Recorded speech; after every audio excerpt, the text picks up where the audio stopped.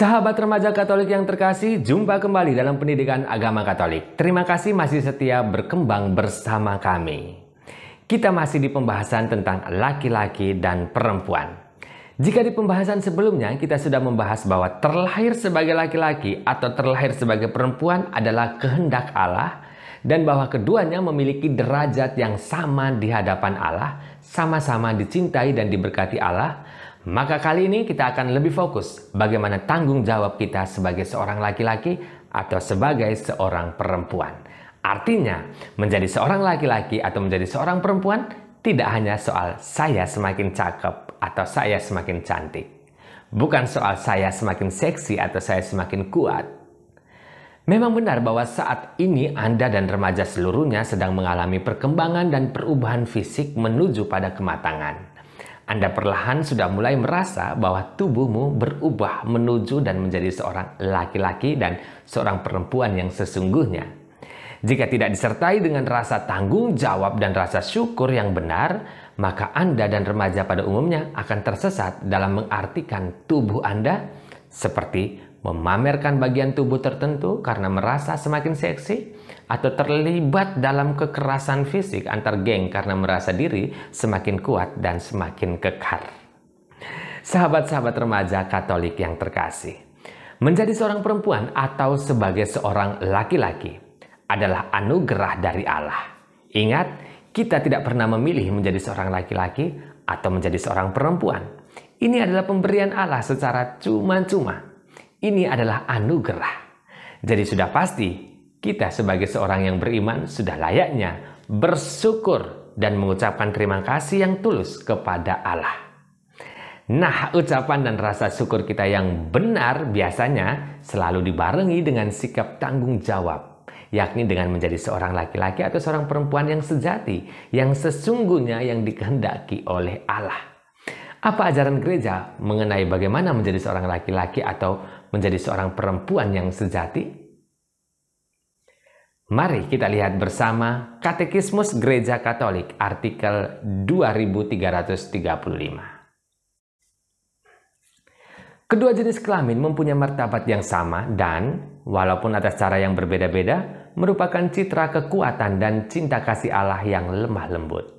Panggilan yang tak kalah pentingnya adalah menjaga kesucian dan kemurnian diri sebagai perempuan atau sebagai laki-laki. Ada dua poin penting di sini, yakni pertama, bahwa sebagai seorang laki-laki atau seorang perempuan, kita harus mampu sebagai citra Allah menghadirkan wajah Allah yang kuat, laki-laki, dan penuh kasih, lembut, lemah lembut, perempuan. Sebagai seorang yang memiliki fisik kuat, harus bisa tampil untuk melindungi dan menjaga seperti kekuatan Allah yang melindungi kita. Dan sebagai seorang yang memiliki kelembutan hati dan rasa, harus mampu tampil mengasihi seperti Allah yang selalu mengasihi. Dan poin yang kedua adalah bahwa kita, baik laki-laki maupun perempuan, harus mampu menjaga kesucian dan kemurnian tubuh kita. Sahabat remaja Katolik yang terkasih, bagaimana menjaga kemurnian diri? Mari kita cek Katekismus Gereja Katolik artikel 2342. Memperoleh pengendalian diri adalah tugas yang membutuhkan waktu. Kita tidak boleh berpendapat bahwa kita telah memperolehnya untuk selama-lamanya. Kita harus selalu berusaha terus-menerus dalam segala situasi kehidupan. Dalam bagian kehidupan tertentu, ketika kepribadian dibentuk, ia menuntut satu usaha khusus. Misalnya dalam masa kanak-kanak dan dalam masa muda. Nah, kesucian atau kemurnian diri harus diusahakan dengan cara pengendalian diri. Dan pengendalian diri ini memang tidak asal jadi dan tidak mudah. Karena itu gereja menasihati kita untuk berlatih terus-menerus dalam perjalanan waktu perkembangan kita. Kita lihat lagi Katekismus Gereja Katolik artikel 2343. Kemurnian mengikuti hukum pertumbuhan. Ia melewati beberapa tahap di mana ia masih tidak sempurna dan mudah untuk berdosa. Manusia yang berkebajikan dan murni adalah suatu makhluk dalam sejarah yang dari hari ke hari membentuk diri melalui sekian banyak keputusannya yang bebas. Karena itu, ia mengenal, mencintai, dan melaksanakan kebaikan moral juga secara bertahap. Dengan dokumen gereja ini, gereja menganjurkan kita untuk melatih kebebasan kita dalam tuntutan moral atau baik buruknya sebuah tindakan yang berlaku dalam masyarakat kita. Jika mengumbar bagian tubuh tertentu dalam pandangan moral adalah sebuah tindakan yang tidak terpuji, kiranya kita melatih diri dan kebebasan kita untuk taat atau patuh pada nilai moral tersebut. Inilah cara kita melatih diri untuk menjaga kemurnian kita. Mari kita memperhatikan moral yang ada dalam kehidupan kita.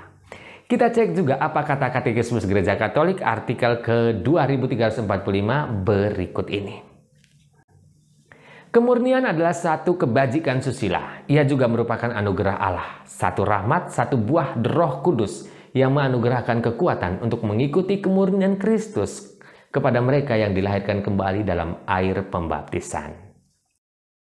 Nah, jelas di sini bahwa kita semua harus meneladani Kristus dalam kemurniannya.